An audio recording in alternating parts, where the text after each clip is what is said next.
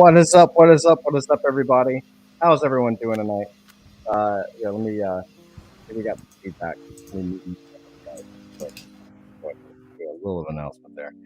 What's up, everybody? Welcome to the Lore Games. What the hell is this? Well, as you guys know, this is a special group. This is a private group. We are in alpha. We're slowly marching to open this up towards the rest of the group. Zach, I'm going to mute you just a second, bud. You got a little bit of background noise there. So what we're doing is this is a continuation of our alpha. And essentially what we're doing is we are creating a platform that allows for anybody and everybody to create worlds to help us build the adult fantasy universe.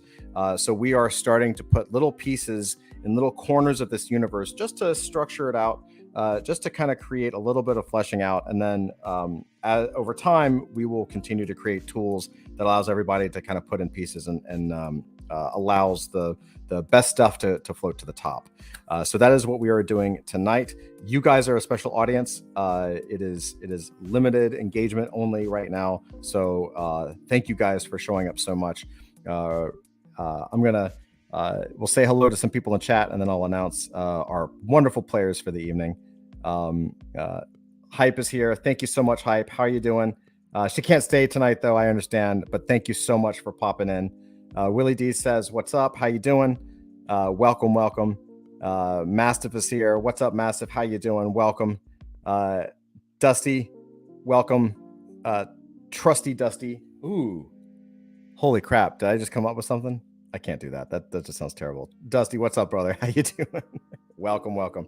So we have some amazing people here tonight, and these are some brilliant creators in their own right. So first, starting to this way, I guess it's my right. I don't know. This way, we have Zach Arbella, the amazing author. He has written 13 novels. He's fantastic, and we are so fortunate and so glad to have him. Welcome, Zach. How you doing, buddy? Right now, I'm up to my eyeballs in cats. Awesome, great job. So if you hear a lot of swearing and crashing in the background, it's probably because like one of my little furry hellions has decided to knock stuff down and annoy the guy who feeds him. Right on. Fair enough. So right below, well, again, Zach, welcome. Right below Zach is Flint. You may know him as the guy that wears a paper bag over his face while he codes all day. Flint, how you doing, man? Flint is co-founder of Adult Fantasy and the brain behind some of the deepest tech we have. How you doing, buddy? And he's muted. That's there you go. How's that?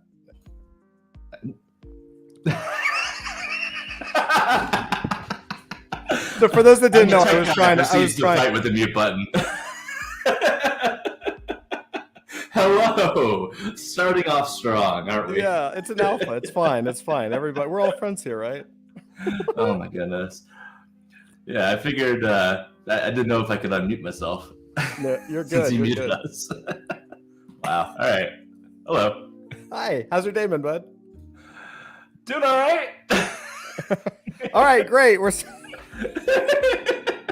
cool. Anyways, moving on. And in this corner, the box right below me, but never truly beneath anyone, the amazing Andrew. Andrew is a successful comic shop retailer in Florida.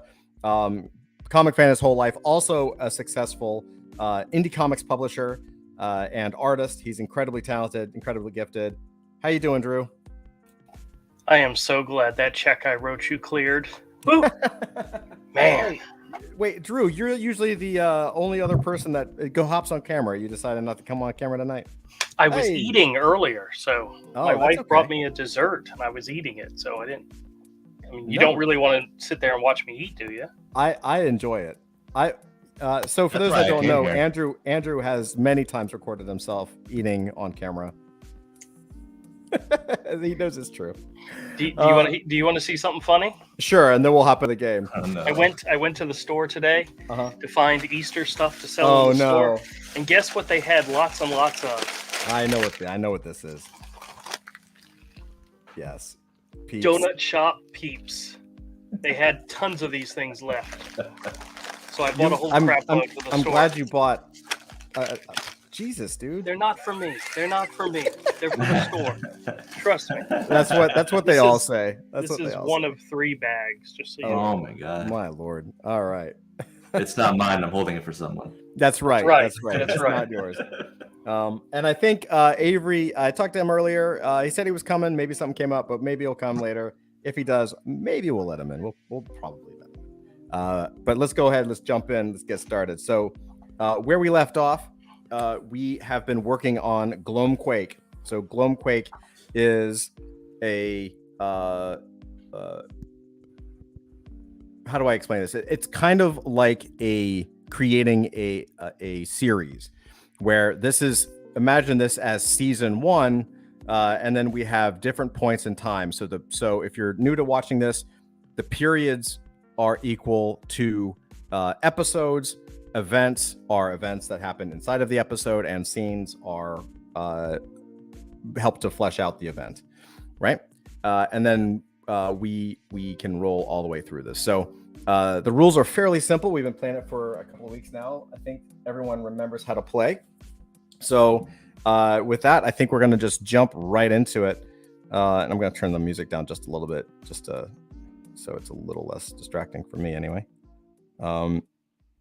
So let's start off. Let's go into Zach. Where would you like to go? You are the focus. You are the lens. Where would you like to focus? Got to unmute yourself.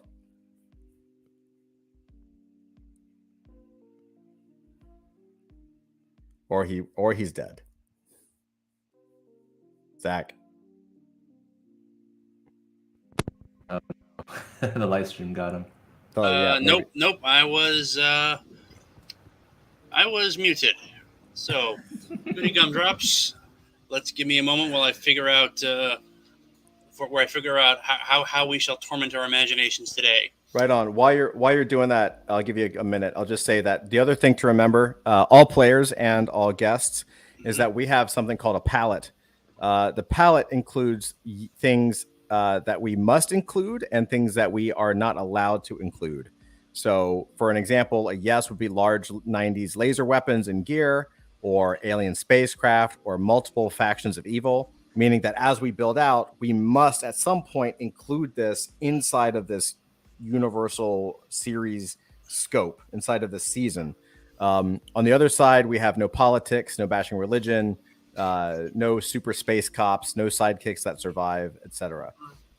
We also have something called legacies, which we haven't used too much. We've kind of been doing what a legacy does, which is a legacy is a card that you can pull out and create threads through, right? And we've kind of been doing that naturally, as Andrew does his best to derail the entire thing.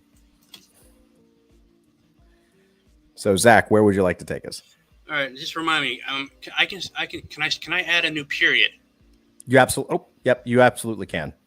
All right, so that is what I will do. I will, as soon as I figure out how to do that. Oh, here we are. Add period, and I'm looking. So I'm looking at the palette, and I've noticed that we haven't made use of the alien spacecraft yet. Correct. So I want to try that. All right. So basically, all right. So if any of you familiar, have any of you ever seen that TV show, Young Justice? You know, it's like DC Comics, but for like teens, basically. Well, there's a series arc where where a giant planetary space station, kind of like basically the Death Star, but obviously not called the Death Star, appears over Earth. So, as a famous person once said, you know, amateurs borrow, professionals steal. We're going to call this Arrival of Battleworld, and I'll just a battle planet, save. And I'm not sure what's gonna be light or dark yet, but we'll see that out. I'm not sure. I mean, where'd it go? I don't see it here anywhere. Arrive battle planet. Yeah, arrival of planet. Yeah, arrival of battle planet. Where is it? Far right. I don't see it. It's on the screen. Yeah, it's not on my screen. Cool. Let me hit reload. And also, while that's happening, everybody in chat, you guys are more than welcome to pipe in as well. Toss out ideas, or just participate, however you want. Sorry. Apparently there are two separate sliders on this screen, and I was using the wrong one. Where is it? This is killing me. Here we are. Arrival. Actually, no. Let's edit that. I gotta defeline my desk of the battle planet. And let's move this. Move this before before the gloam cracks. I'm gonna add event. Yep, you can get because you start with the period. You can add an event. Okay. A giant battle station the size of the moon arrives in orbit over the Earth. A mysterious signal overwhelms all radio, TV, internet, etc. as a with a static screen through which can be seen the vague outline of a two-headed creature.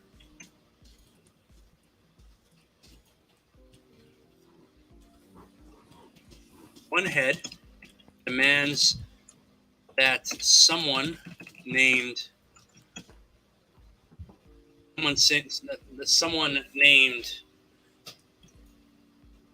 Eisenstadt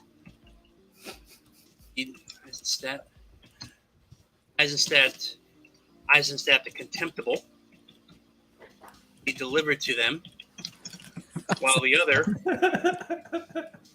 Can everybody tell that Zach is a novelist? I love it. Awesome. While the other head argues with him and argues about this, and says they are almost out of gas, almost out of fuel, and they should just they're almost out of fuel and should just blow the planet up and get over, just blow the Earth up and get it over with.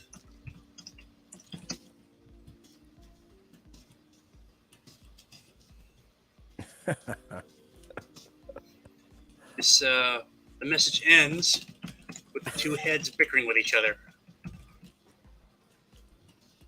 and with a warning that the leaders of humanity. Yes, I am a novelist. I apologize for nothing. The leaders of humanity have 24 hours to comply. Also, they want snacks. Don't specify what kind, but don't specify what kind.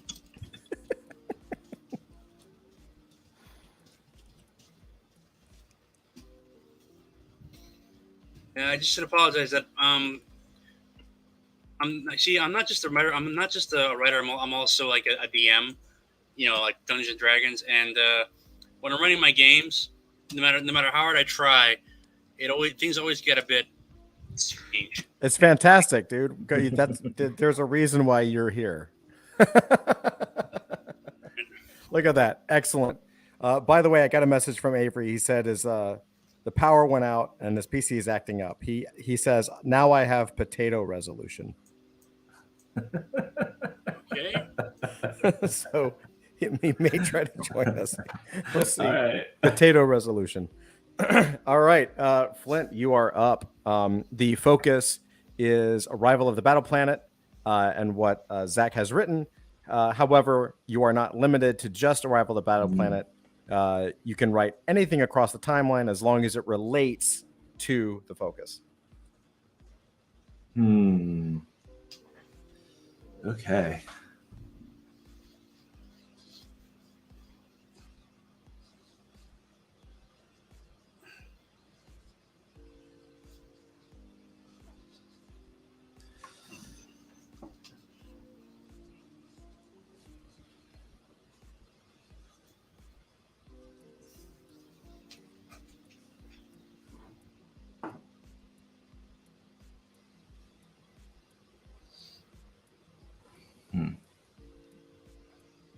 This one's tricky.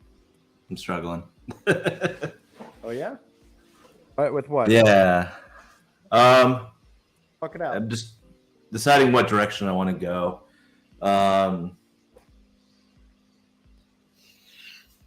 It would be interesting. I'm trying to figure out what the motivation is for the battle station just for destroying the Earth. I have an idea, but I can't say anything. So yeah, so maybe I'll leave that aspect alone then.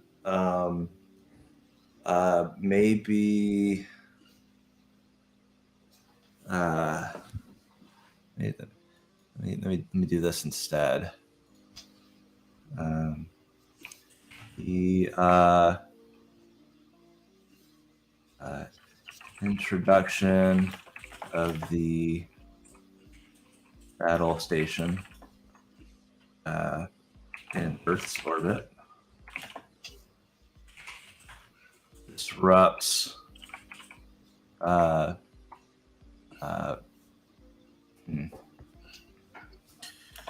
creates a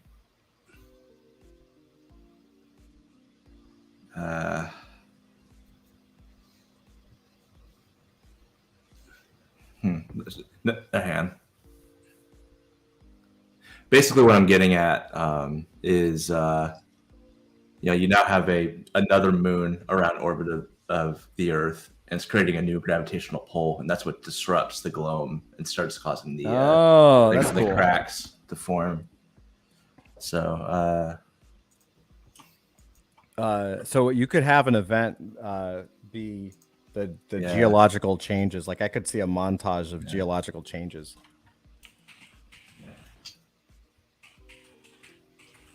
Cats running around in circles.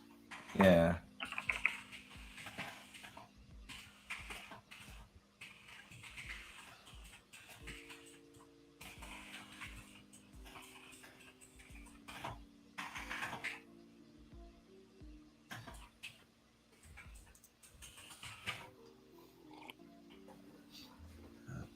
Fine.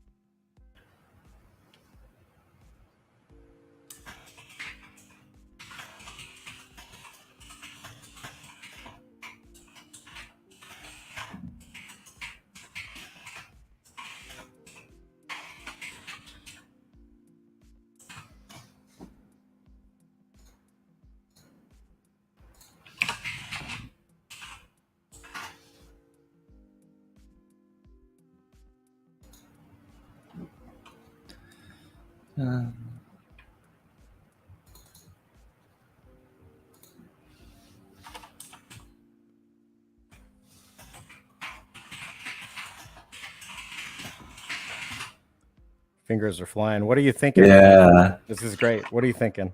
Yeah. So let me read this to you. The introduction of the battle station in Earth's orbit introduces a new source of gravitational pull around the planet. This creates a planet-wide natural disaster. Tides are disrupted and randomized. Long dormant volcanoes begin to erupt.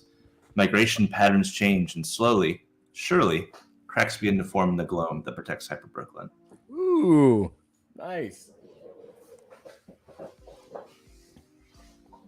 That sounds serious. All right, that's pretty awesome. Sweet. Andrew, sir, you are up. Hats off. All right, hold on a second. I've been typing this in a Word document so I can have it ready. So see, Andrew Nice. Andrew gets it. give me just a second. I'm almost done.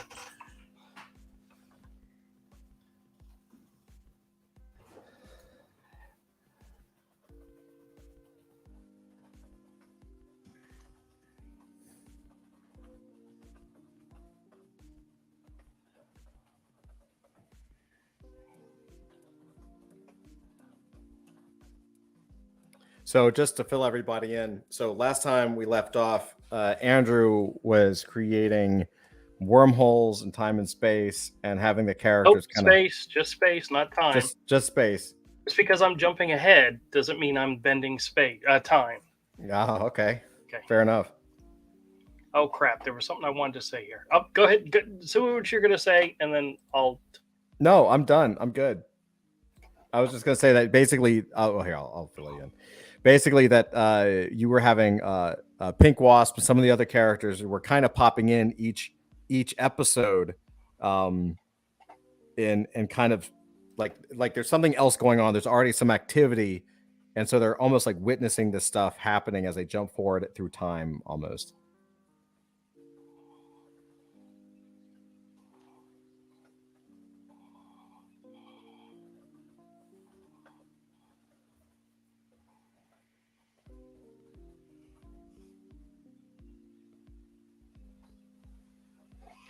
Okay, I got what I wrote.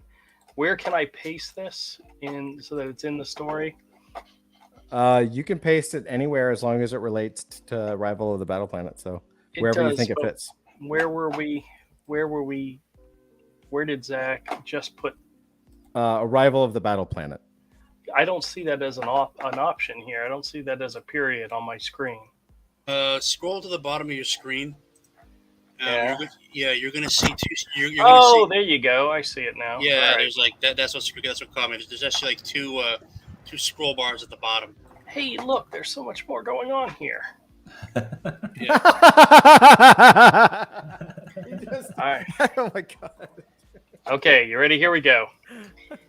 Pink Wasp, Stanwell Perpetual, and Sim in Stanwell spacecraft find themselves going through another rip in space, only to land in the deepest, darkest depths of an unknown ocean. Sim is furious that they have not yet returned to the same place where they left Grumblebee, when suddenly the trio spots Sub-Guy racing past them. Stanwell sends out an echo ping to get his attention, and he stops to talk to them. He tells a wild story about the oceans burning and the moon crashing into the planet, and then darts off for even darker places to hide on the ocean floor and to do only heaven knows what. Stanwell asks if they should rescue Sub-Guy, but the others say no. The trio open another rip in space and escape through it, leaving Sub-Guy behind. Cool. Subdude. Right. Where's Sub-Dude, not Sub-Guy? Yeah, all right, hold on. Subdude. It doesn't matter. It's okay. Dude. Yeah, where is this, by the way? Where is it? Yeah, on the Glumquake. Oh, I haven't saved it yet. Oh, okay. Hold on a second. I was just putting it right up. Subdude.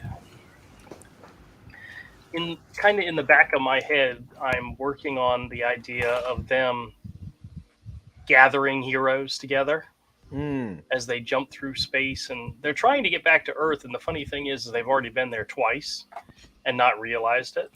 Oh, I interesting. mean, they're smart guys, but they're not smart enough to figure this all out. But they're kind of jumping around, and because part of my thing is that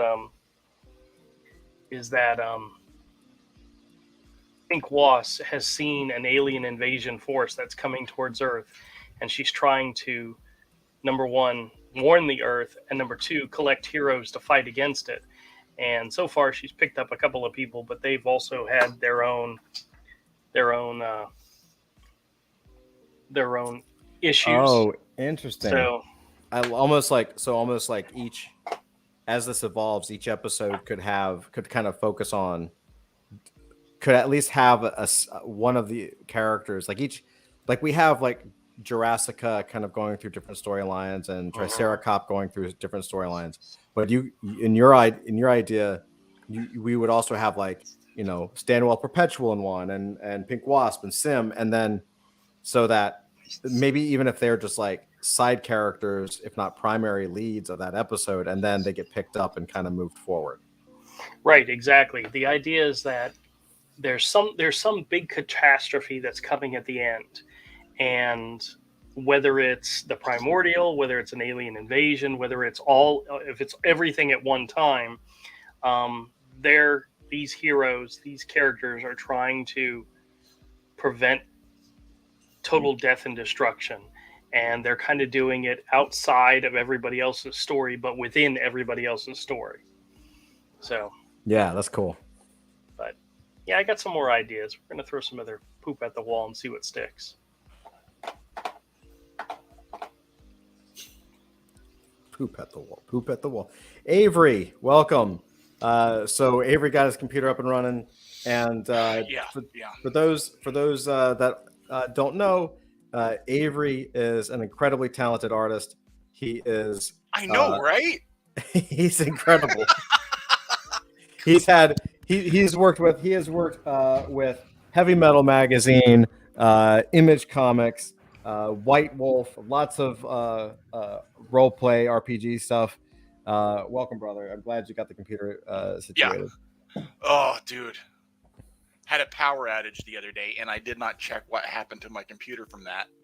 And it did something weird where I kept resetting my computer, and it just kept giving me potato resolution.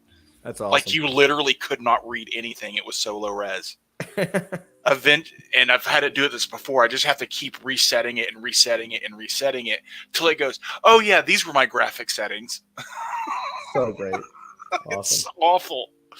So let me get you caught up just a minute. So we have Zach, who apparently is now also having computer issues because he dipped out.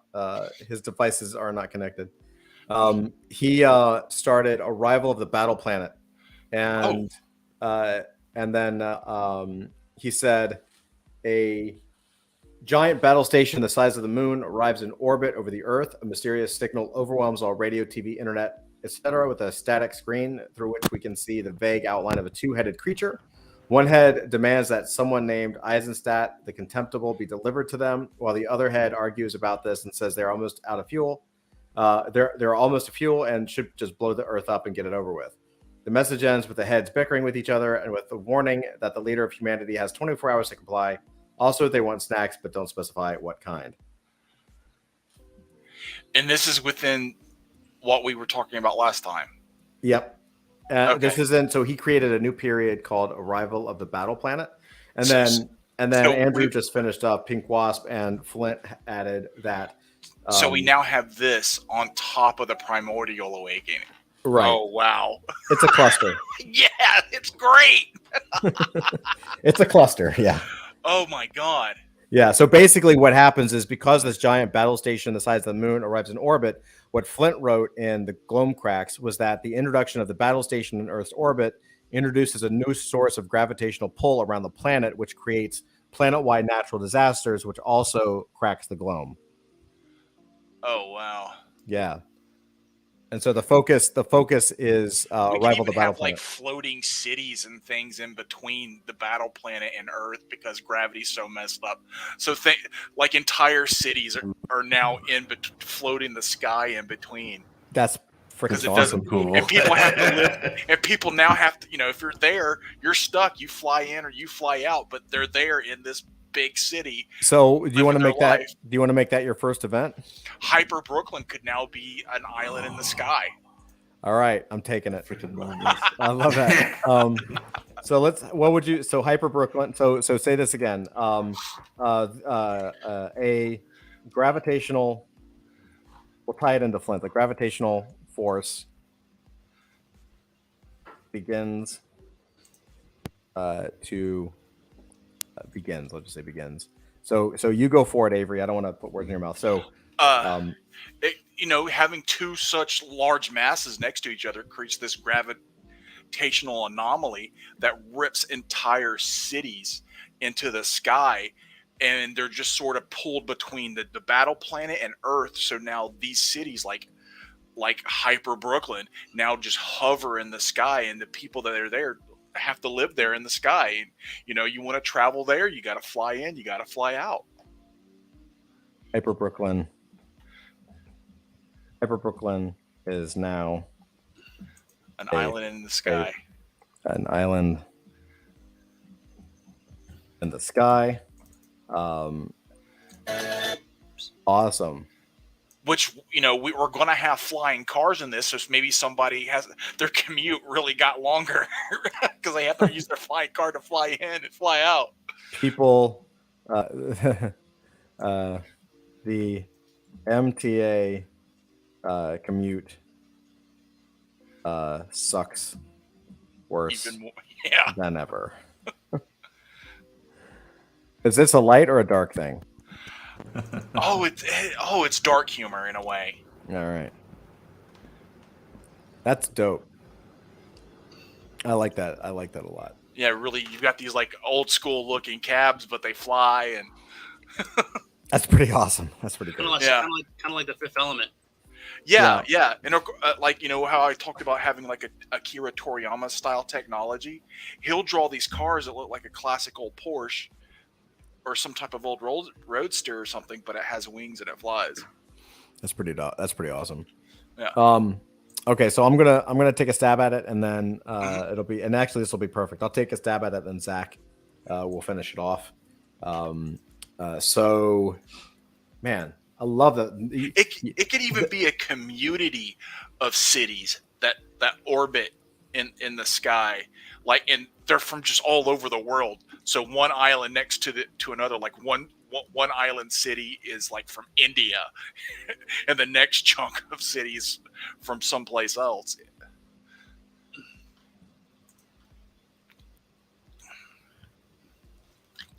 So right next to Brooklyn, you've got like Bangladesh. So crazy, which is not far from the truth. That's great. That's fantastic, Avery. So what I'm going to say is, I'm going to create a scene. And the question for this scene is going to be,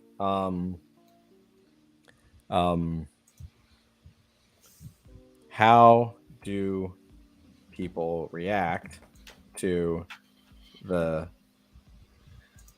Brooklyn, to Hyper Brooklyn ripped from the earth?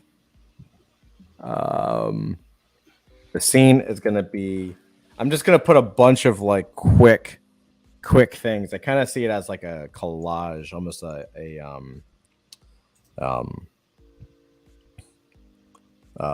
do you call it? Like fast cuts. You know what I'm talking about? Yeah. Like a montage. Babies crying, people screaming. I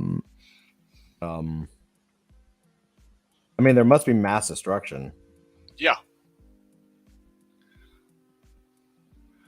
Mass destruction as buildings collapse, pipes burst, and I mean, there must be like, but amidst all the chaos, there's got to be some people who are just hardcore jaded New Yorkers who don't bat an eye. That's right. Yeah, that was where I was going next. Like they don't even flinch. They just step over the rubble and destruction and just like walk into the bodega like nothing's going on. Surprisingly for most, For surprisingly, so,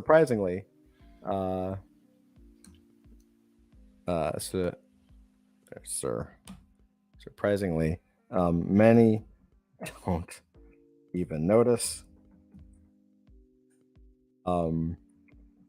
They continue on with their day to day as if nothing has happened.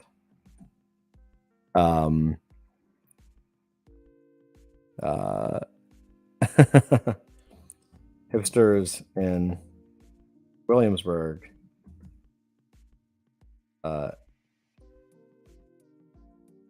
don't even hear the news.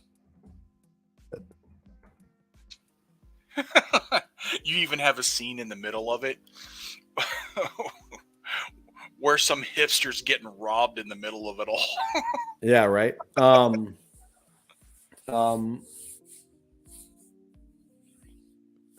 So the answer would be throughout the mass chaos and destruction,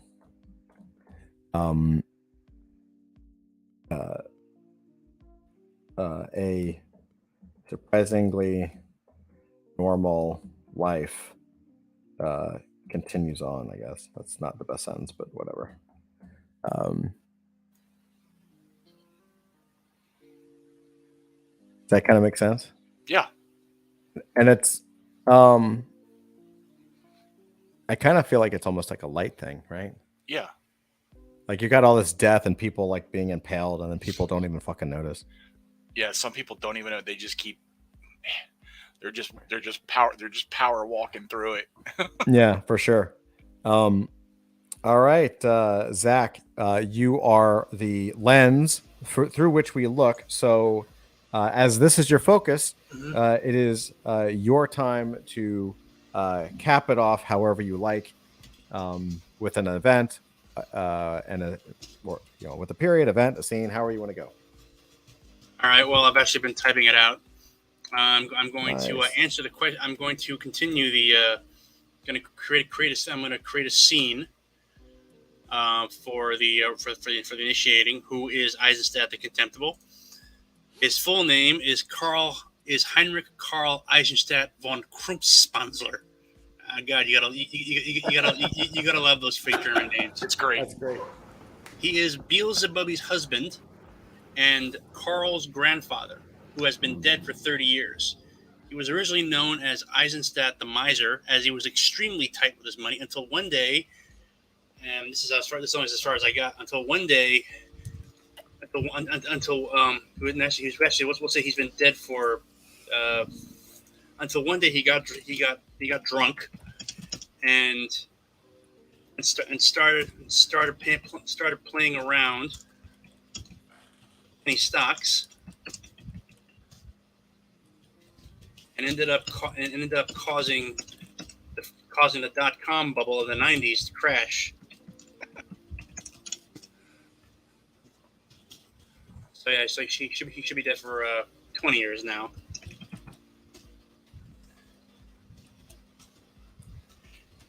This upset a lot of Wall Street money men,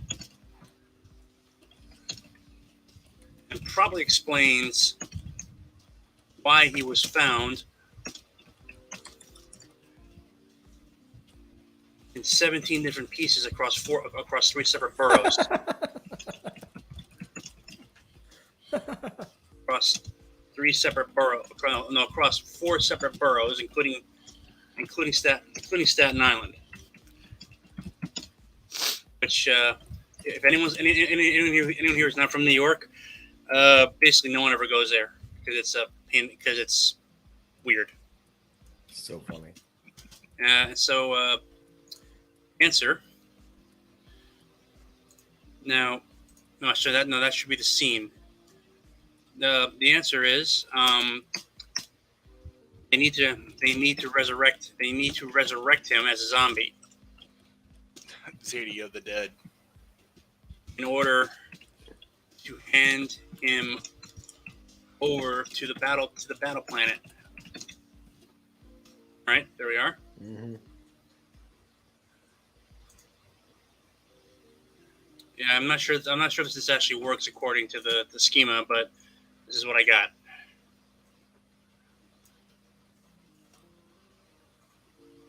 There's got to be a Zadie zombie joke in there somewhere. Oh, for sure. All right. Who is eyes the staff contemptible? Is the All right, and what do I get to do something else as the closer? No, I think you're good. All right, so that's what I got. Yeah, I used, my very first job out of college was for a was for a .com on Madison Avenue Mm-hmm. in thinking 99 2000, and I was there for about a year, and to this day I have no idea what it was I was actually doing, which explains a lot of what happened. Probably explains about why they went out of business eventually. That's hilarious. Yeah. All right, so that was pretty good. So I know some people popped in, popped out, and it kind of switched around a little bit. So we're just going to go right down the list. We're just going to kind of treat it as new. So I'm going to say that, Drew, you are now the lens through which we look. Choose the focus. Go for it. If you're still there. Yeah, I'm still here. I'm just typing. All right. You keep changing up what I got to do here. I'm in the middle of writing something, and you change up what I got to do. No, you can write. You can post. You can post Okay. the writing. Good. Because I'm going to post something else. Hold on. All right. It doesn't have to be perfect. That's right. It doesn't.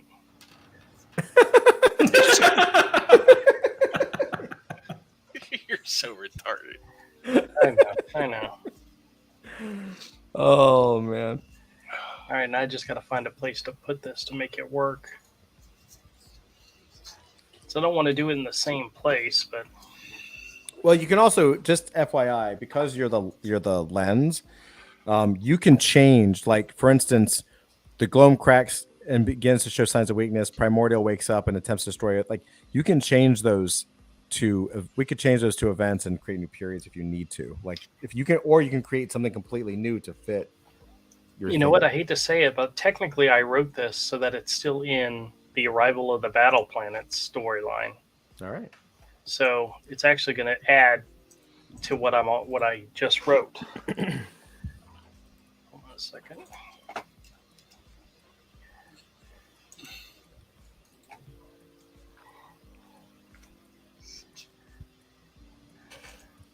All right, this is what I wrote. A massive shockwave from the battle planet's attack knocks Stanwell's ship out of the interdimensional orbit and causes the trio to crash land in the highest peak of the Himalayas.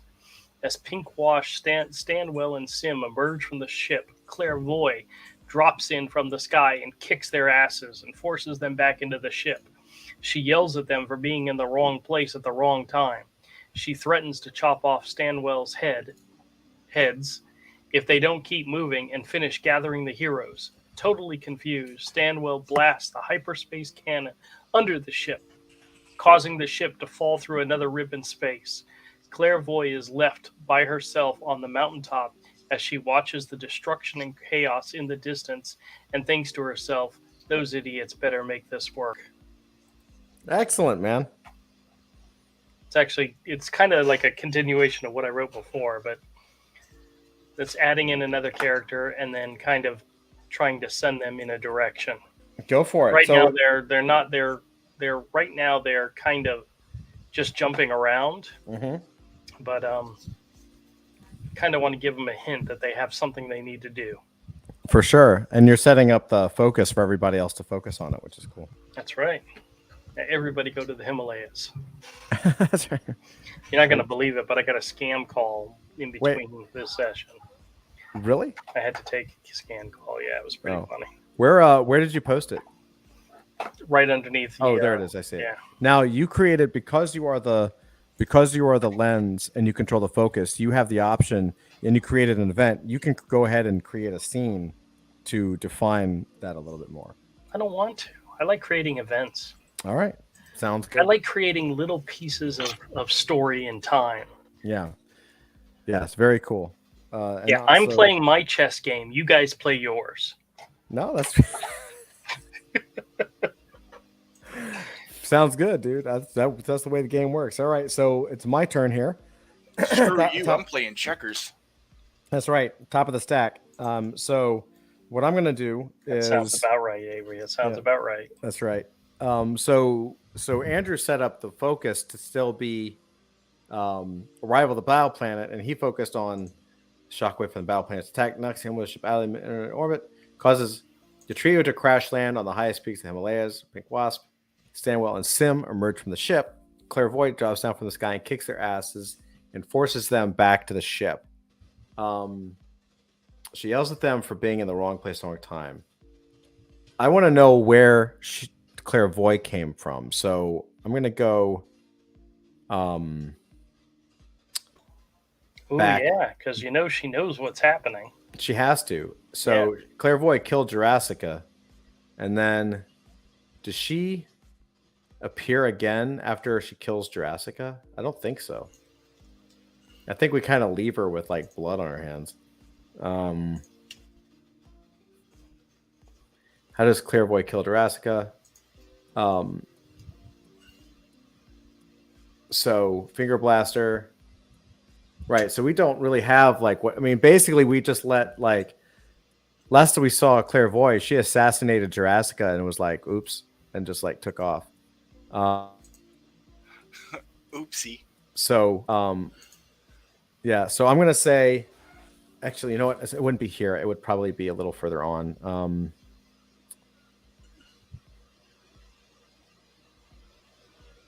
Wow, it's so crazy. I'm just gonna put in here. I'll put it after. I'll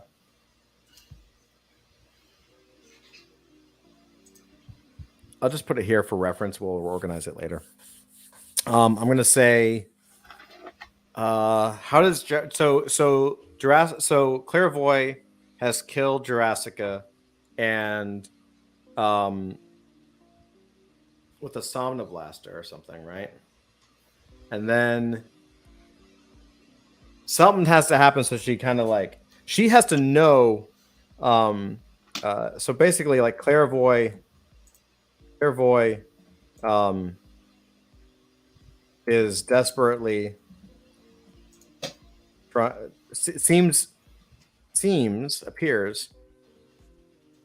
appears to be desperate in her attempts at setting things right.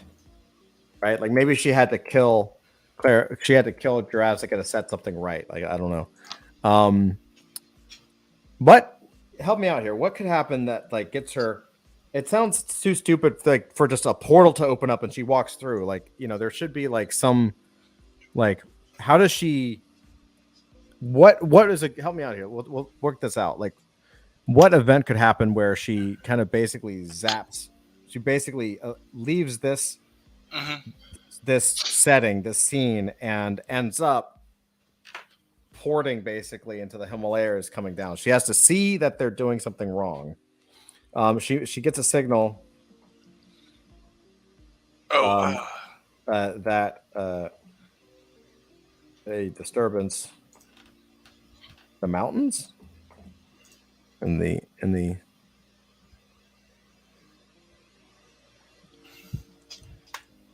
Does she have like a teleportation device? Like how many teleportation devices are there in this thing?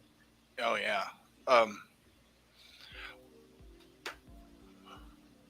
Who's her boss having her commit this? I don't think we've defined that yet. Yeah, I was just gonna say instead of having a device, maybe there's somebody else that gets her there. Ah. Maybe she gets somebody else to teleport her there. You know what? That's great. That's Who great. has the ability to teleport? That's great. We have that. So that's brilliant. So instead of getting a signal, um, it would be Solar Mannequin. Do this. Solar Mannequin. No, she's got to go to where he is. She knows where he is. She's just got to go there, and then tell him to transport her to the Himalayas. Or so the other thread that we'll eventually have to come back and figure out is that Triceracop is implicated in his twin sister's murder. So, so what if Well, I got an idea. yeah, go for it. What if the reason why Triceratops is implicated in the murder is because it takes him off the field? He's mourning, he's hiding, or he's running, or he's not where he's supposed to be because of that event. And then wherever it is he's supposed to be, another character shows up in order to either recruit him or to kill him. But because he's not there, that event doesn't happen. And he's important for something that happens in the future. Like it's like a double layer of things, Right. where if he was where he was supposed to be, something really, really bad was going to happen. Like for some reason, I have this idea of like his father appears on the planet to recruit him for the invasion force, to be a general in the invasion force. But because he's not where he's supposed to be, because he's off running away from the police because of the fact he's being accused of this crime against killing his sister. I don't know. I think I'm starting to weave the tale a little bit too much. But No, I get you. So, but I think we could just say Solar without we'll figure out the details later. But Solar Mannequin mentions that Triceratops appears, whatever, and mentions that Triceratops is not where he's supposed to be due to the death. An event that was meant to occur doesn't happen, and that there's a disturbance in the mountains far away. Clairvoy must go there, and what did she do in the other guys? Andrew, you wrote it, so you'll know. She jumps out of the sky and starts beating their ass because she says that they're not doing the right thing. Right. They're stopping. They're stopping their journey because they've crashed into the mountains. And she's telling them, "You guys need to keep moving. You got to get back in the ship, and you got to keep moving because there's other people that she's got to find, that they've got to find and bring to Earth." Got it. Okay, so let's do this. So this will be a little bit of a light scene. It's Clairvoy appears to be desperate in her attempts at setting things right. Solar Mannequin appears and mentions to her that Triceratops is not where he's supposed to be due to the death. An event that was meant to occur doesn't happen, and that there's a disturbance in the mountains far away. Clairvoy must go there and make sure the heroes continue their journey. And so that would be, and then Solar.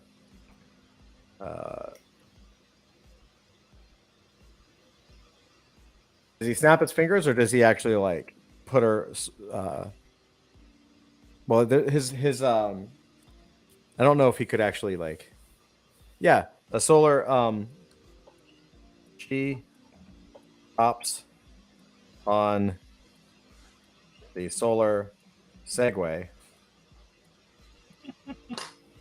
and they take off. She has to like grab on. She like has to like grab on his back. Yeah, basically. Like a piggyback. Totally, 100%. Oh, that's great. Yeah. And I think, did I put that in the right place? Yeah, right here. Cool. All right. So Flint. Right. Okay. So I've been writing a little bit. So how does Hyper Brooklyn survive the gravitational forces? Ooh. As the natural disaster outside the globe looms, Stanwell Perpetual knows time is short. It's only a matter of time until the tidal forces from the battle station tears apart the city. The globe uses exotic forms of energy to keep the fifth dimensional shield together, with a little bit of amplification. Goodness. With a little bit of amplification from Stanwell's spaceship's gravity drive, maybe he can hold the city together too. He succeeds with a little help from Sim, and as the gravitational force rips the city out of the Earth, it departs in one piece. Unknown to Stanwell, the already damaged globe cannot bear the extra load, and cracks begin to deepen. Sim and Stanwell, who are celebrating a Stanwell ship, are pulled through a rip in space. That sounds awesome. So that is a scene. I just have to say, the idea that the city gets ripped up into and starts floating in between like this planet thing actually works. I can't say why, because reasons, you know, but it actually works perfectly with something that we kind of have planned. So it's actually kind of brilliant. That's good because that's all I got. It's a contribution for the evening. Right. Yeah. I know. You said you know. I think you know, by the evening time, I think I'm the one that has potato resolution.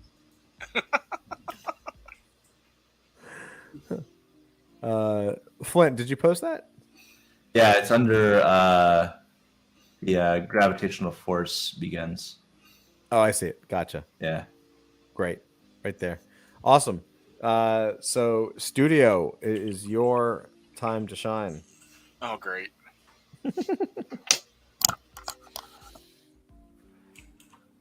I'm drawing a blank on this part.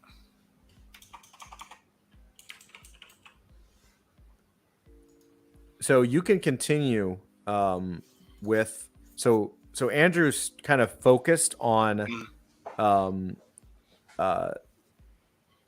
the Battle Planet shot and the superhero team. So you could, if you wanted to, you could Andrew wrote basically that massive shockwave Battle Planet attack knocks Stanwell's ship out of its interdimensional orbit and causes a trio to crash land on the highest peak, the Himalayas.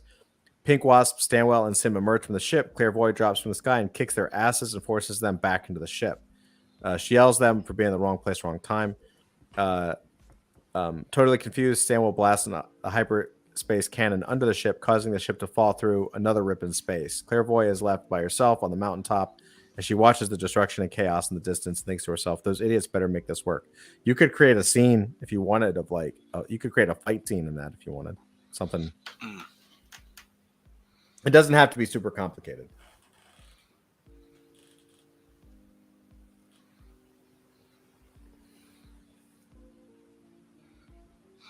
I'll say about what are some of the other heroes doing in the scene of the city getting ripped apart and ripped out? Right. That's a good point. What are some of them doing? Like there could be a collage of scenes of some of the other heroes, what they're doing, like trying to save people that are like falling off the edge or stopping buildings from crushing people. Let's do it. So let's do, if that's what you want, we can do,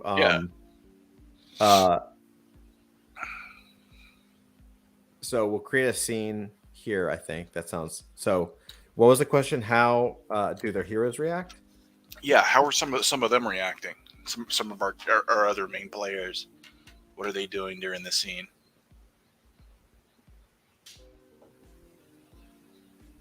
All right. And then do you have the sheet? If you look in private chat, you'll see the character sheet. You might, if you came in late, you might not see it. Yeah, I don't see it. Okay, let me share that with you. Like Heinous and Devoid and, you know, right. Triceracop, what are they doing? Right, like you don't need obviously to have all the characters, but if you just wanted to do like like 2 or 3, just to kind of give a flavor. Like shots of like Heinous holding up a falling building. Right. Okay, so I just sent that to you. I'll write that down. I also just sent you the link. Yeah. Heinous is holding up a falling building.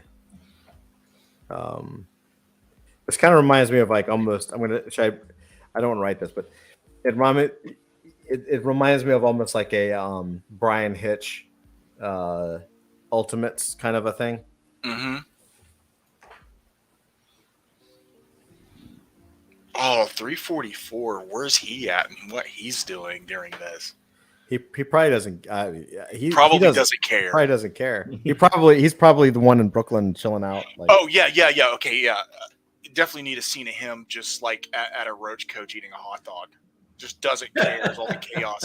D Void's going by on a floating motorcycle, like scooping up babies that are falling out of windows, and he's just there eating a hot dog, like with extra mustard. He just does not care. Yeah, that sounds about right. That does sound about right. Anyone else? You want to try one or two more people? Heena's holding up the building, him eating the hot dog while D Void flies by rescuing a child falling out of a building. Yep. On like some kind of like she's on like some kind of flying motorcycle thing. Yep. Let me see. Let's pick one more.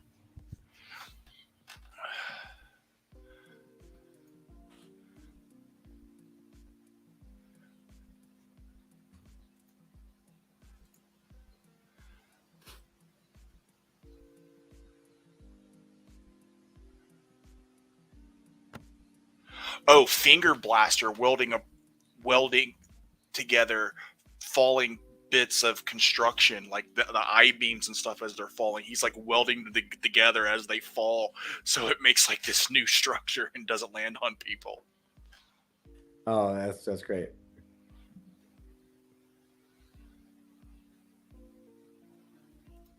Let me see if I can find one more who'd be good. Oh, have we had Golden Wing in anything yet? Nope. He's phenomenal. Yeah. He should definitely be flying around saving people. Especially people who were stuck on the bridges as the thing, as they come into the city, as their cars are falling. You could have him and several other heroes together rescuing people out of falling cars. Mm-hmm. You know what? That should be part of what Finger Blaster's doing instead. Is he's with them on the part of the bridges that are still connected to the city, trying to rescue people, and like using his finger blast to make a net out of the snapping cables as they fall. Golden Wing is helping weave the cables, grabbing the loose snapped cables and like welding a big net to catch them. I don't know. Awesome. Is that too dumb? No, it's fucking dope. Okay. Done. Is this a light scene or a dark scene? Ooh, it's pretty chaotic, but it light. Cool. So and the answer, how do the heroes' main players react during this? And then we gave a montage so then the answer could be they're trying to save people and mitigate the damage.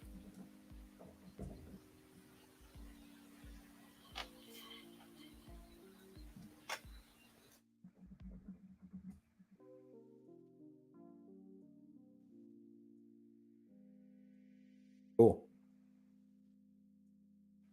Done. Cool. Excellent.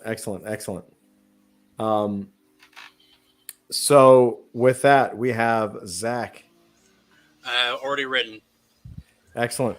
I am very try to be all right.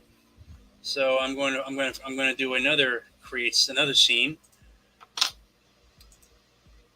Okay, how do they get Grandpa Eisenstadt to the battle planet when he does not want to go?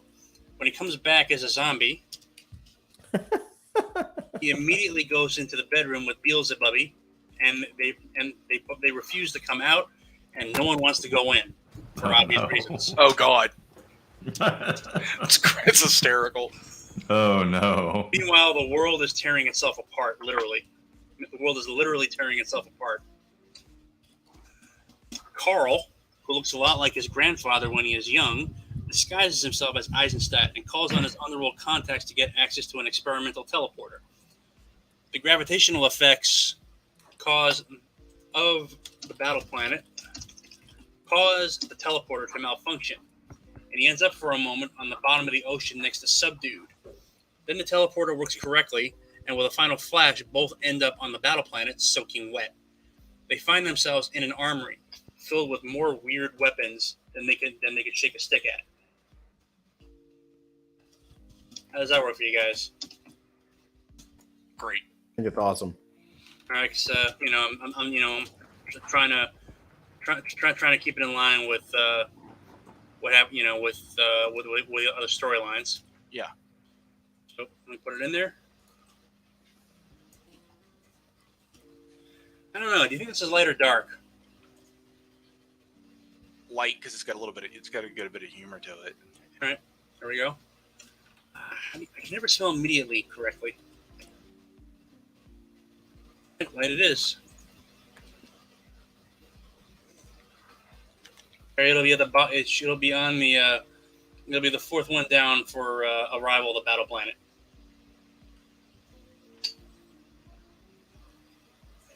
Awesome.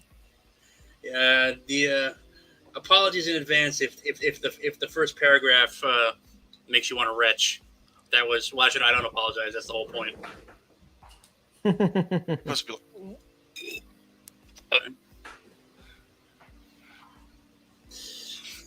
All right, that's all I got. It's pretty good. That's pretty awesome.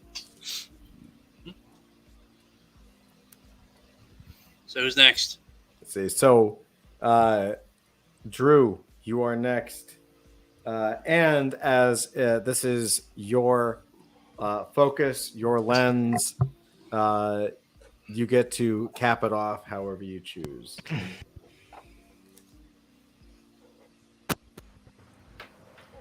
All right, I had started to come up with something, but I didn't get a chance to write it all out, so I'll have to think and write at the same time. This is a scene that's happening during the battle planet attack. So it does focus on my heroes, Pink Wasp, Stanwell, and Sim. But it's kind of like going along with Avery's idea of focusing on other characters and what they're doing. And it's gonna go a little dark and disgusting in just a second. So I'm gonna talk as I type. All right. Nice. Talk slow and in detail. As a bolt of energy rips through a group of kids playing at the park, as the battle planet attack rages on, Headstep comes out of the shadows and begins to resurrect the fallen children. When suddenly a dog walks past him and gets squished by falling debris. Headstep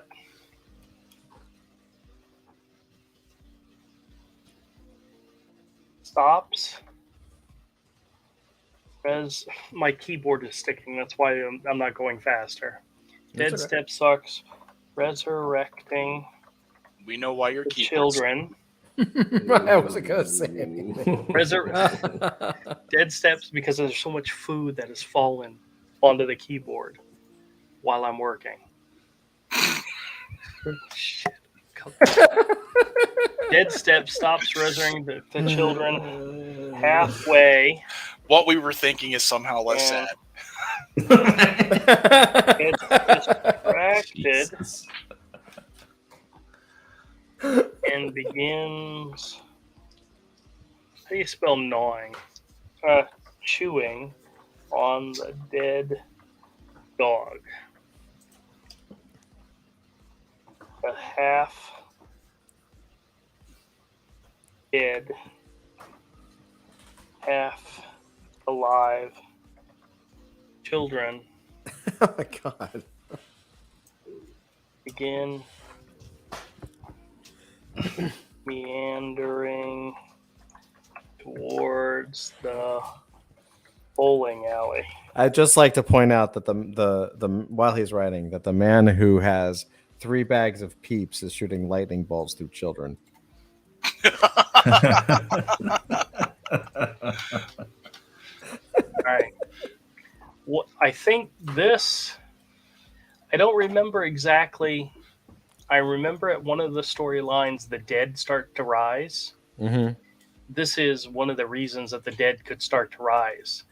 Is Dead Step was performing some type of voodoo ritual to bring these slain children back to life, and then he gets distracted by a dead dog because he has a thing for roadkill, and kind of doesn't finish the spell.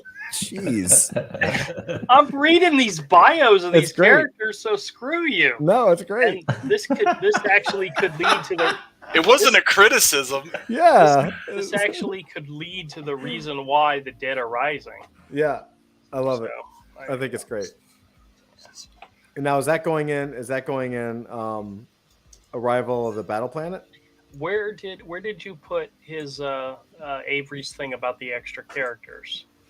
The Where's that extra at? characters are in Arrival of the Battle Planet under right here. How do the heroes main players react during this?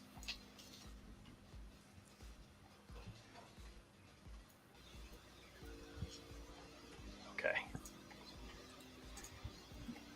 And while you do that, I'm going to say welcome to high tier human.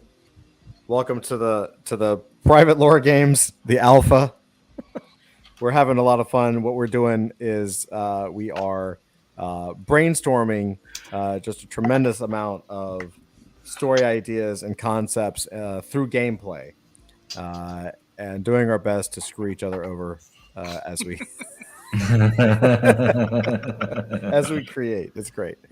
Okay, so I posted it right after his thing about what other characters are doing. I see it. Because technically, it's a continuation of that, in the fact that this is what Dead Step is doing, but it also could lead to connecting how the dead started to rise.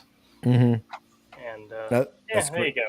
That's great. That's great. Now I know the answer, but I'm going to ask you anyway.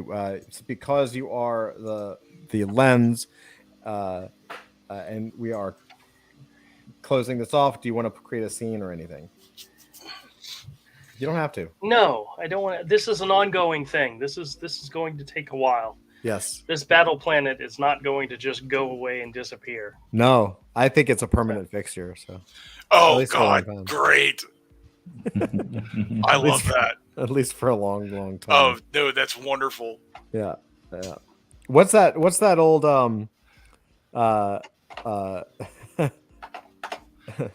Gilleby says sounds like a great time, isn't it? Yeah.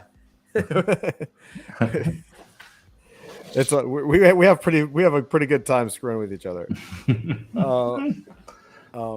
This whole thing reminds me of that movie with Sean Connery. Oh man, he fought like a big battle god. I can't remember it. Zardoz. Thank you. I knew Zach would know it. It reminds I've me of never Zardoz. actually seen it. I've only ever seen the memes. Yeah. It's great. It's if you like big hairy Scotsman in red underwear, you'll like it. Who doesn't? Okay. That's my exact fetish. Oh my god. Woo! Okay. Avery, you're not supposed to reveal so much about yourself on these live streams. You know that, right? So there's no control. It's fine. Everything's fine. So I'm going Don't kink to shame me, Andrew. I know. So I am now. I get to be the lens now. It's my turn. Oh. I am the top of the stack. Did he say I- top of the sack? Yes. Stack. No, exactly. I heard sack. I heard Top of the sack. Yeah, I heard Right. sack.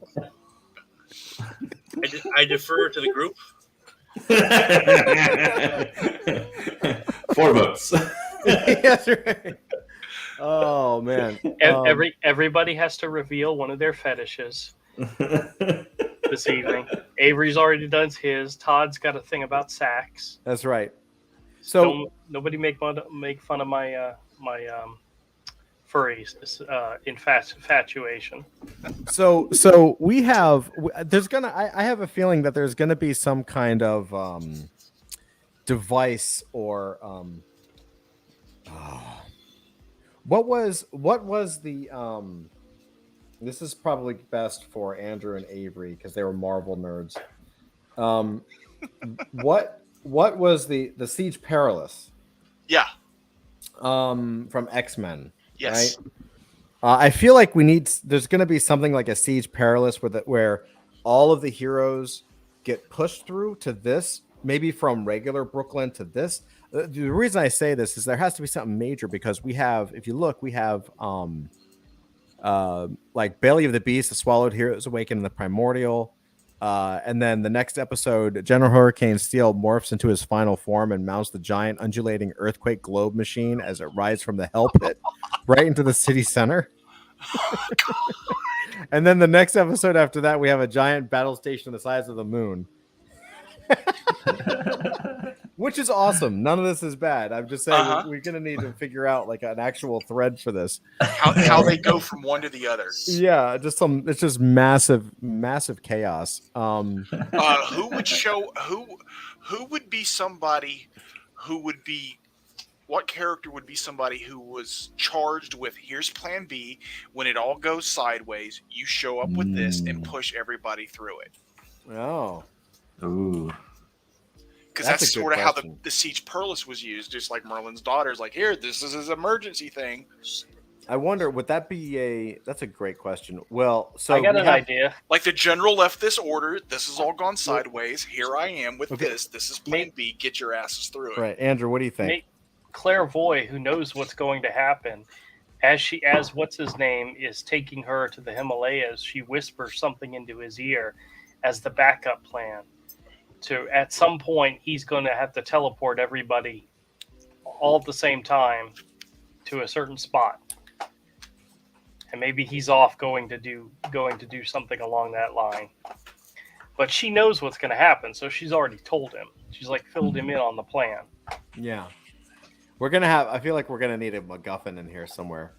Because you have the people who could kind of do a Siege Perilous kind of thing is Mage Wolf, who is kind of a sorcerer mystic. And then you have Stanwell Perpetual, who is Reed Richards, but the our version of Reed Richards. Galubi says, picture this: avatars for being a lore gamer. Imagine being such a cruel creator for the universe that the heroes give you a name in a physical form, aka 101. Avatars for a lore gamer. That's awesome. Yeah. Oh man. Okay, so I think instead of trying to tie everything together, because that seems like a kind of like a harder task, and it's not for this evening. I think what I'm going to do is I'm going to focus on a matter of faith, because faith could also be a person. So we said General Hurricane Steel morphs into his final form and mounts the giant undulating earthquake globe machine as it rises from the hell pit right into the city center. And then the next one is a strange, ear-shattering howl escapes from the hell pit as our heroes band together one last time for the final climactic fight. And then Full Metal Jackson takes his last shot at General Hurricane Steel with his 90s style bazooka. This time, the shots cut through the general, leaving him prone. That actually sounds pretty good. I don't know if I want to mess with that. Damn it. I'm going to do a scene again. And I'm going to say what is it? The underlying earthquake globe machine as it rises from the hell pit.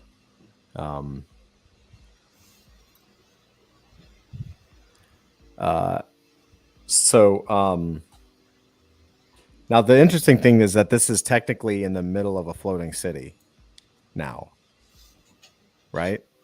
No, it's not. This is pre the floating city. Yes. Right.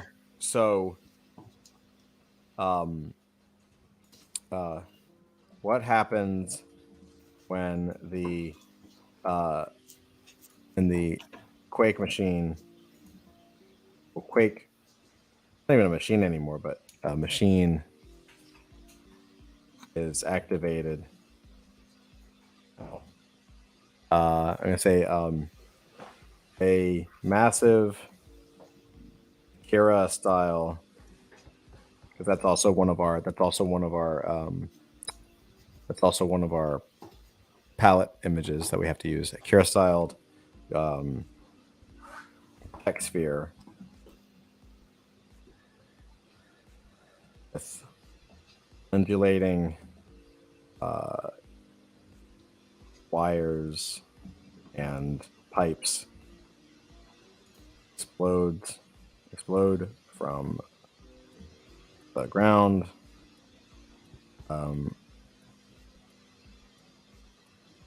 Buildings are decimated from the blast.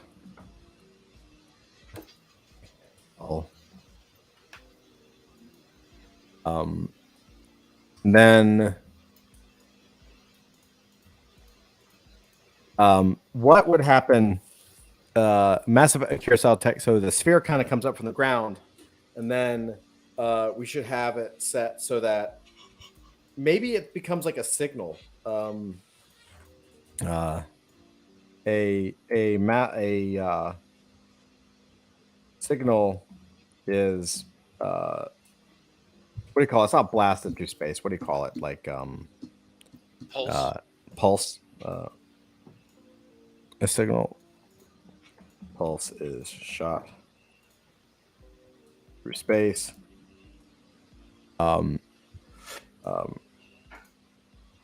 Something is coming. And in fact, I'll just that'll be the answer. And this will also be dark. All right, there we go. So what happens? So General Hurricane Steel morphs in his final form and mounts a giant undulating earthquake globe machine as it rises from the hell pit right into the city center. What happens with the quake machine is activated now? A massive Akira-style tech sphere with undulating wires and pipes explode from the ground. Buildings are decimated from the blast. A signal pulse is shot through space. Something is coming. And that'll be the planet.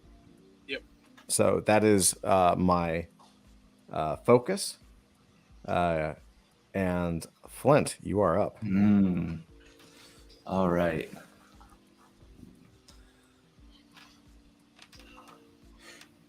Yeah, where I'm thinking is like, what is General Hurricane Steel's final form? And I know he's got that detached arm, and the arm that he's got taken off, and it's like tentacles and stuff. So maybe he is like a benevolent eldritch like squid creature or something. Oh, cool. Go for it. Yeah. Something like that. Some kind of amorphous, globular thing with like tentacles. Yeah. So tentacles are more like fingers, though. Make it really weird. Oh, that's super, like tiny hands. Yeah. At the end of the tentacle. yeah, like baby hands. That's so fucking weird. Like little baby hands. I love it. And that works with what I'm about to write. That's perfect. What is...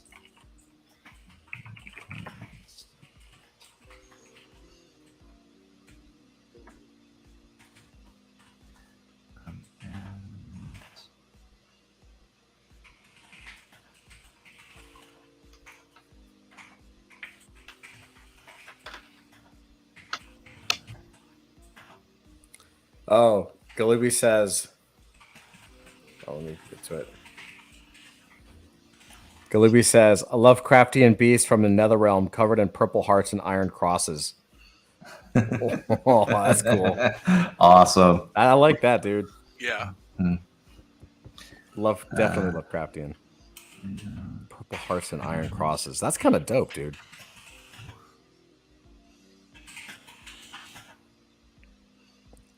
I'm gonna copy paste that somewhere.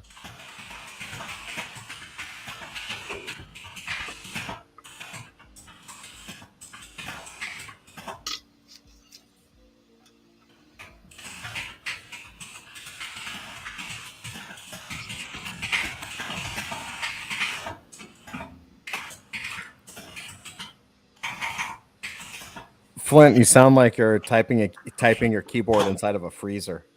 Sorry, I got one of those clacky No, it's great. mechanical keyboards that drives everybody nuts. No, it's funny. It's funny.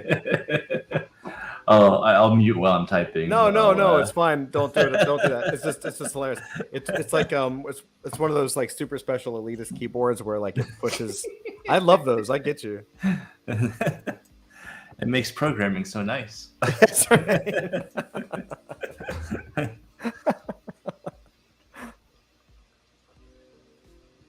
Let's see.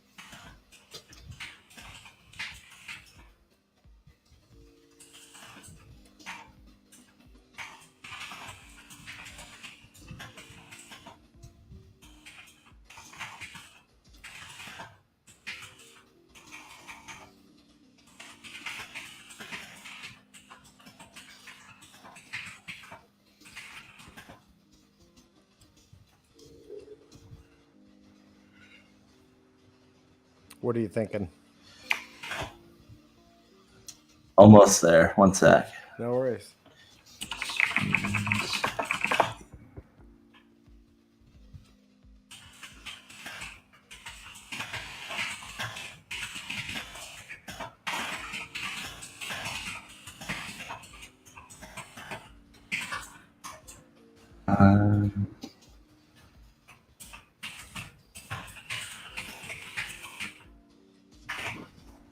So, what is General Hurricane Steel's final form? As Hurricane Steel attempts to operate the controls of the earthquake machine, he realizes that the human form he took to make the other humans comfortable is holding him back. The earthquake machine is designed to be operated by a team, and Hurricane Steel is just one creature. He transforms and expands into his final form, a 30-foot tall Lovecraftian horror, a giant squid creature with 100 tentacles, each tentacle capped with a tiny human baby hand. He straightens the purple hearts and iron crosses that adorn his body and gets to work. He's a giant Nice. squid creature. That's great. Nice. Excellent. So that where is that again? That's under It's under. there he is. I see Yeah. him. Yep. Excellent. So fucking cool. All right. Avery. That's great, man. Yes. What are you thinking? I don't know. There's some stuff here I've missed, you know. Mm-hmm.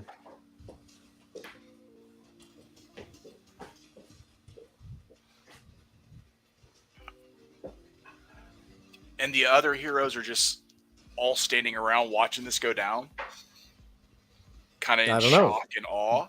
What do you think? Little. Well, right now it's right now we just have Full Metal Jackson at the bottom, and then the thing before Belly of the Beast, we have the Swallowed Heroes awaken inside of the Primordial, Oh, okay. and then the Hordes of the Dead must join the battle with the Primordial, or face loan repayment penalties.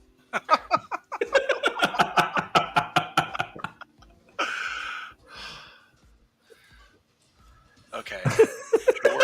So dumb.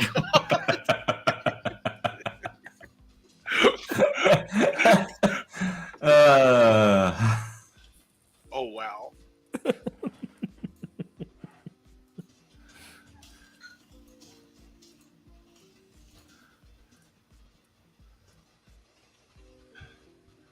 And then we at the last event was Primordial gives birth to clones of the trapped superheroes.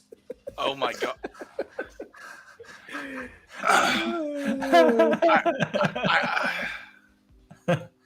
I don't know what to do with this. This will be thinned out. Yes. This is like 18 seasons wrapped into one. It's great. Oh yeah. It's great. It's great.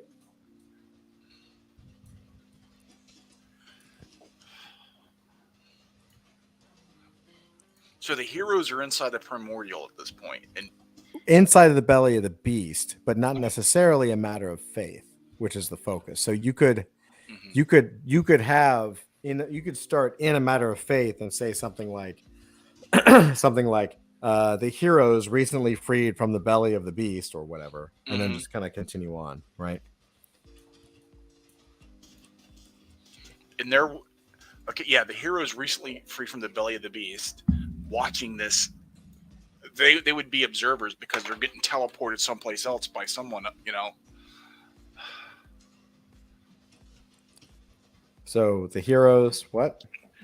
Recently freed from the belly of the beast.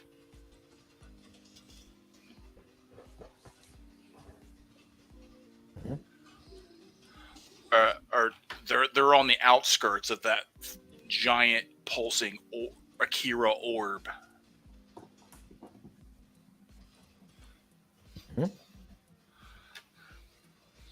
Like, what the hell's going on now? And then the character who's supposed to teleport them with a plan B shows up. And who is that? That might be an Andrew question. Oh, okay. And that's where it ends. A voice from behind them gets their attention, and they're like, "What are we supposed to do?" And then they hear the plan B from behind the group.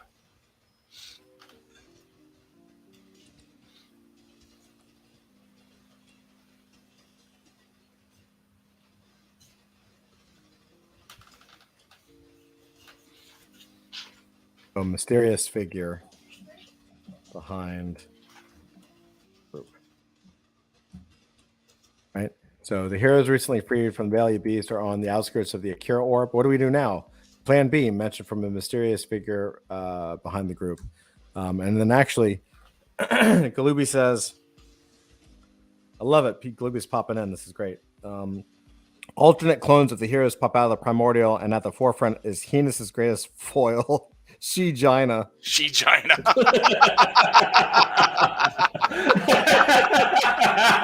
That's good. That's good. Man, Galubi's brilliant today. This is great. Yeah, no, he's like he knows exactly what to write. She-Gina. She-Gina. We may have to put that as a card. That's pretty cool. Just write that one down now. Yeah. Yeah, I think I'm gonna put that. I'm Galubi. I'm gonna put that down. Screw it. Let's do it. Let's see. Can I copy? It doesn't let me see. I'll have to go over to. I may have to hop over to YouTube to grab the copy, and let's do this. All right. I'm gonna do it. I'm for you, Galubi, because that's great. I'm just gonna put that. I'll put it as a scene for now. Let's just do it.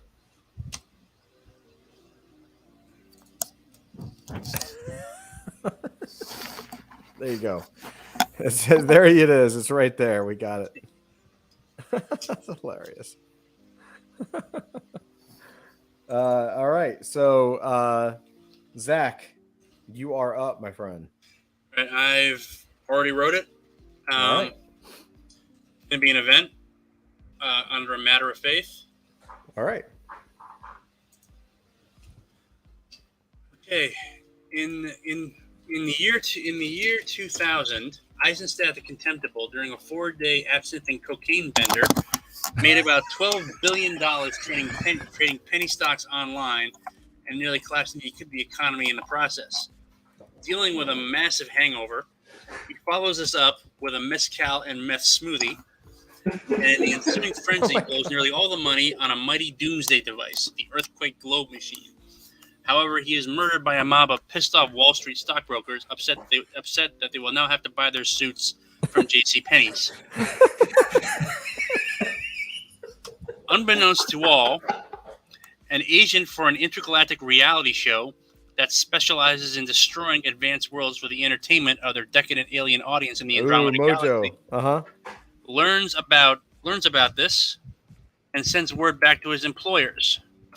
He secretly adds a transmitter to the earthquake globe machine, which will send a signal to the battle planet, which is actually a mobile studio for the show, summoning it for a very special episode. That's awesome. The amount of drugs that Zach has inserted into this story. Look, we're supposed to be. This is supposed to be based on classic '90s comics. That's right. Well, I'm remembering this one Marvel show. It might have been. I think it was actually an episode of The Punisher, where the Punisher was going up against a bunch of hillbillies, and they had this mentally handicapped younger brother who was basically the size of a house, whom they fed crystal meth, and it literally showed PCP. And and I remember this big spread. I remember this. I think I remember. I remember this one page spread showing this guy, going after the Punisher, while screaming the lyrics to "Light My Fire." and that's the entire season of adult fantasy. Pretty much, yeah. But this is the Punisher, which back in the '90s was, interesting. For sure. And hold on, I gotta get my cat off my desk. He's now attacking my keys. Oh no! All right, so there you go. In the year 2000, Eisenstadt the Contemptible. We got it. So, so Andrew, 'tis your time to shine, my friend. He's asleep. I just thought of something. Hold on. Okay. The clone superheroes that the Primordial releases, Uh-huh. they're evil, right? One would assume, but you never know.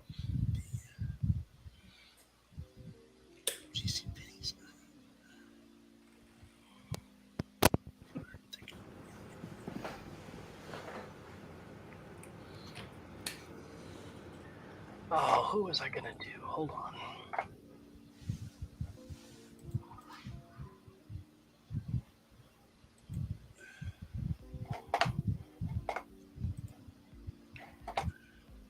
All right, hold on. I'm typing it right now.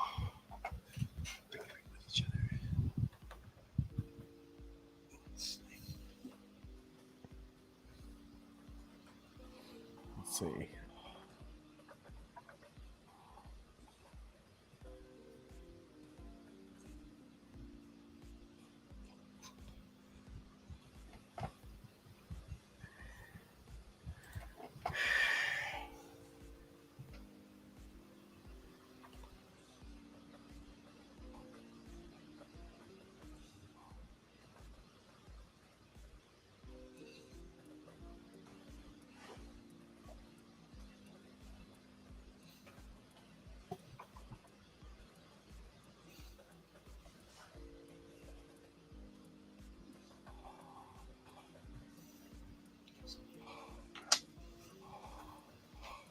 Hey.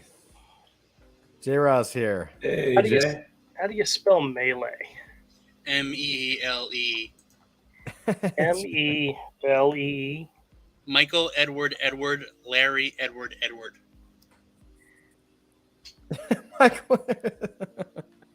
J-Ro says he had to go to work right when it started. J-Ro, you're always at work. I hope you're not driving while you're listening to this, man. All right. I'm just throwing in a little scene Mhm. that takes after the primordial gives birth to the clones of the trapped superheroes. Uh-huh. Alternate clones of the heroes pop out of the primordial at the forefront of heinous greatness. Okay.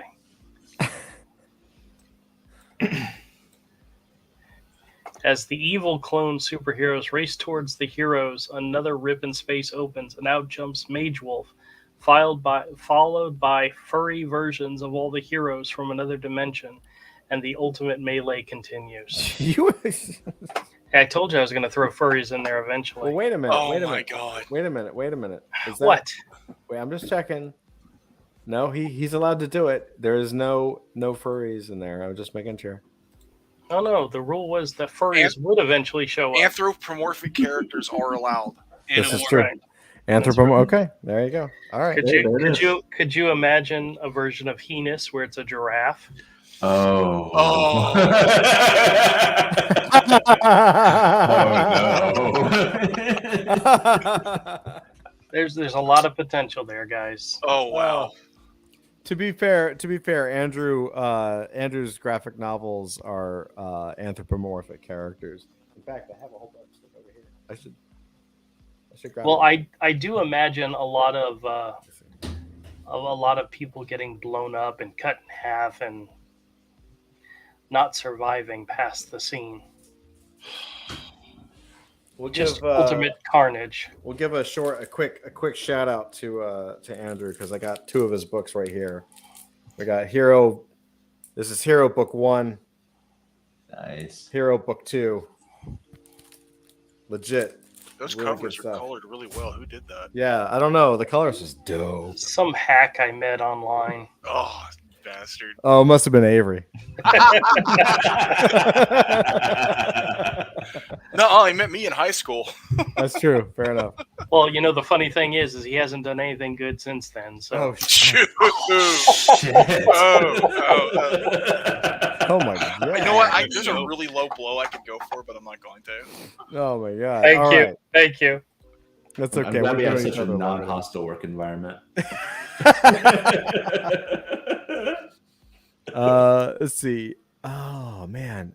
Now we've gone through like evil clone superheroes race towards the heroes. Another rip in space opens and out jumps Mage Wolf, followed by furry versions of all the heroes. Ultimate melee continues. We should probably go through and make a list of all the characters that have not yet appeared. Yeah. So for next week, Mhm. we need to start incorporating more of the ones because I'm just pulling people out of my ass on this one. But For sure. And I think one of the things that we can do next week is, I think we need to take inventory. Yeah. what we can do is maybe, in fact, so I'm the lens, right? So this is the last turn, which is perfect timing. So I'll go through this turn, and then we can talk about what we want to do next week. Make sense? Sure. Unless you want to go another round, but it's about 10:30, and I want to be respectful. So we'll go ahead and finish this, and then we'll talk about next week, and we'll figure out some plans. Heroes. We don't really have. So really, it's we've got the Evil Dead basically versus.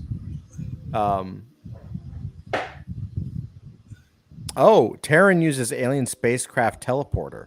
So maybe that teleporter that the heroes are using is actually an alien spacecraft teleporter, but we can come back to that. So we've got the Evil Dead basically versus plus the clones of trapped superheroes against the heroes and the furry versions. Is that what's happening? Oh no. Okay. They got to be kind of slightly off, like Bizarro. What the hell is happening? Yeah.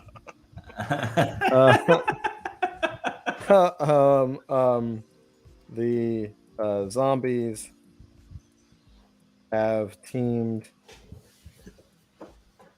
up with the clones of our soups uh, um, to fight. Oh my god! Our heroes and a band of furries.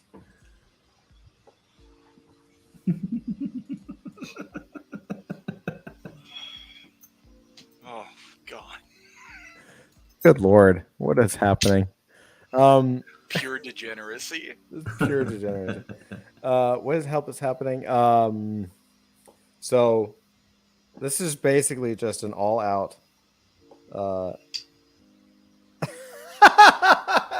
Sorry, I said Galubi. Galubi says an unlikely ally comes in the form of hurricane. Furries form. General Hurricane Seal.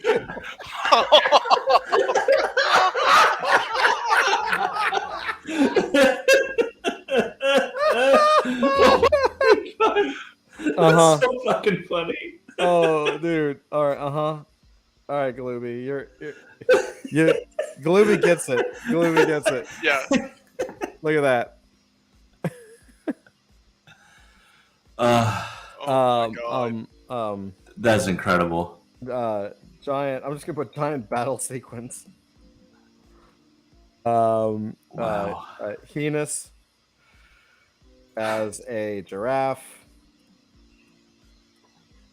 An unlikely ally comes in the form of Hurricane's furry form, General Hurricane Seal. Holy my god, that's brilliant. He says, Galubi says he's going to steal the show, bro. At any time, absolutely. This is what it's about, man. This is what it's about. There are no rules. We have the rules of the game, but creativity. We're just getting stuff out there. You know, this is what it's about. General Hurricane Seal. All right, what do you guys think? I know it's a little simple, but does this need more definition, or do you think this is okay? It's okay. It's oh dear God. It's more than okay. Yeah, it's more than okay. We got a lot of we have a lot of ideas, I think, that we can use to actually actually create stuff. For sure. Well, that's the point, right? Like the whole point is that not all of this is going to be gold and good, but you could put enough stuff out there that your mind starts to put together threads and actually see storyline potential. There's some genuinely good stuff in here.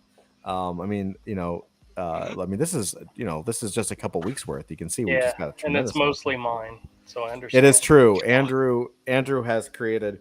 Basically, we all worked together, and Andrew said, "Nah, fuck that," and just started creating teleportation devices. No, I'm just kidding. I'm just kidding. I'm kidding. J-Ross says, wait.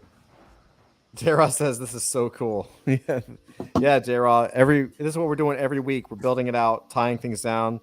Want your input as well. And this is really just about playing and setting the stage for what the universe can and will be.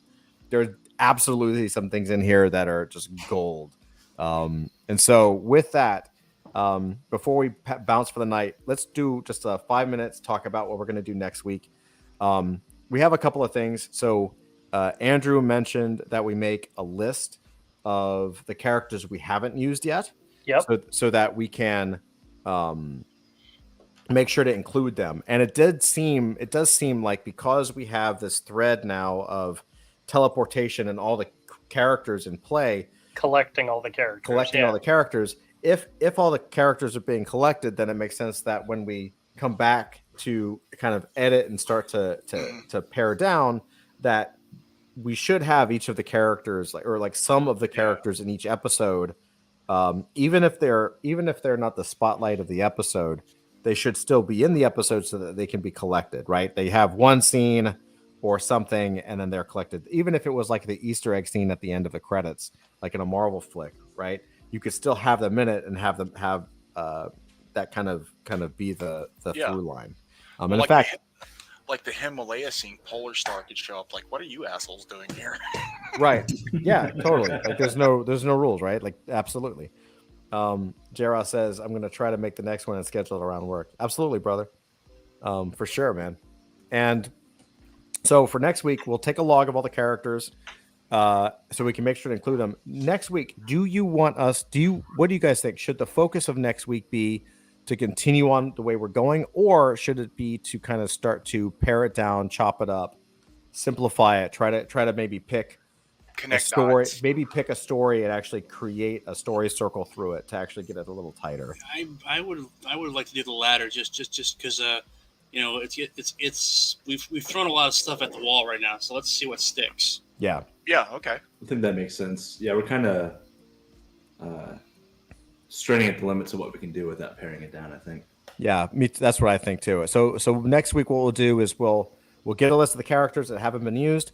We'll also maybe we'll just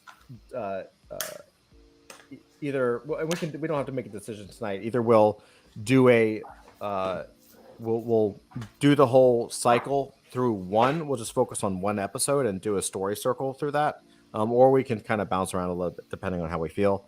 And we'll start to edit and tear things down. And of course, it's all saved. Like we can always create another section, another period that's just for pieces that don't necessarily fit, but we want to keep. So there's no such thing as trash or no such thing as a bad idea. Galubi says more alternate universes like the timeline where Polar Star becomes a dentist. Molar Star. Molar Star. That's her brother. That's her brother. I need some we need to get a StreamYard to hook up GIFs on screen. We need to be able to add some GIFs on screen because I feel like this deserves some kind of like applause GIF or something. Yeah. Awesome, guys. Well, thank you so much. What do you guys think? Does that sound good for next week? Yeah. Sounds great. Yeah. Awesome. Todd, do you want to set up a time tomorrow to talk about that other thing? Yeah, for sure. I will send you a text after this. Okay. No worries. Perfect. Anyway, everybody, thank you so much for coming. This is a blast. For everyone that's watching, thank you for showing up. Thank you, Galubi, J-Ra, Mastiff, Dusty, Hype, Willie D, everybody that came out tonight. I really appreciate it. Hopefully I didn't forget anybody. Tune in next week. We'll be sending out the invites, and we're moving forward. And I hope you guys enjoy this kind of this. This is how creativity works. This is precisely why you don't see this. Yeah. Because this is how it's done. Nobody wants you to see all their bad ideas. They only That's want you to right. see their good ideas. That's right. Exactly. But all right, guys, love you all, and we'll talk to you soon. And I think we'll probably we usually do after parties. So if you want an after party, I don't know if Dusty is doing anything. If so, Willie D says the sausage is being made. That is true. Yes. There's a bunch of sausage, and we're making. It's a sausage party. That's right. We're gonna hop over to Discord. We'll probably maybe do some after party stuff, some games. Feel free to hop over. We'll have some fun.